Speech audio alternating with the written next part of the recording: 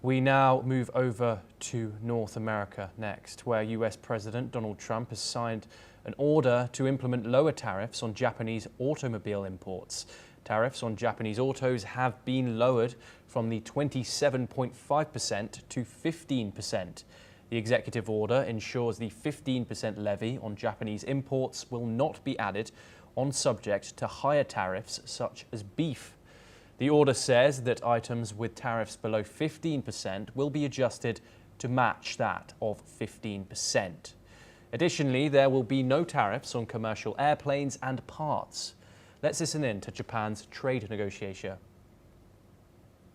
本日ですね、トランプ大統領により、我が国に対する関税の引き下げ措置に関する大統領令が署名をされました。トランプ大統領にはラトニック商務長官を通じて、石破総理からの親書をお渡しをし、トランプ大統領とともに日米関係の黄金時代を共に築いていきたい、そしてぜひ日本にご招待したいという石破総理のメッセージをお伝えしました。We are now joined by Dr. Tomohiko Taniguchi, who is a former advisor to Prime Minister Shinzo Abe, and he joins us live from the Japanese capital of Tokyo. Thank you very much, Dr. Taniguchi, for joining us here on the program. Cutting auto tariffs from 27.5% down to 15%. How much of a relief is this for Japanese car makers like Toyota, like Honda, and like Nissan, Dr. Taniguchi? Well, I can almost hear the huge sigh of relief from those automotive producers. You mentioned three, Toyota, Honda, Nissan, but there are others like Subaru and Mazda, two of the companies that have been reliant more on the United States market than other Japanese car makers. And now the Japanese are on a par with the Europeans.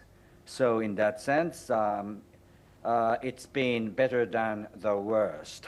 Of course, the tariff rates much higher than they used to be is not good news, it's bad news, but the fact that they've been lowered to 15 have come as good news to many industrialists in Japan. Indeed, and why has Donald Trump done this? Obviously, he's very transactional. What does he stand to benefit? One can only guess what's been going on in the minds of the US president.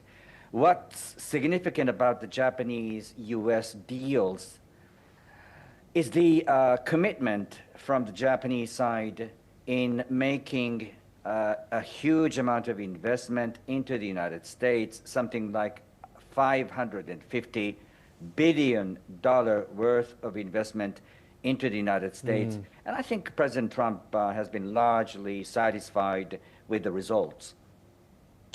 How do you analyze Donald Trump's relationship with Japan?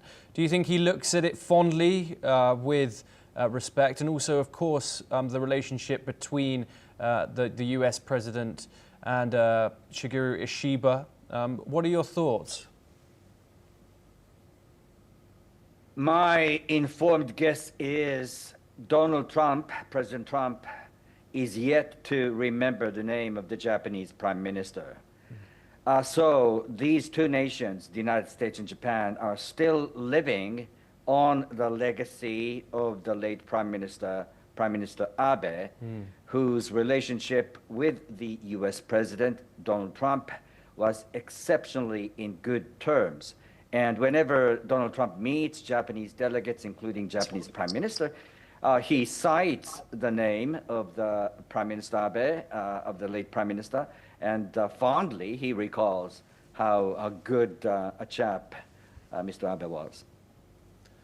Yes, thank you very much, Dr. Tomohiko Taniguchi, for joining us here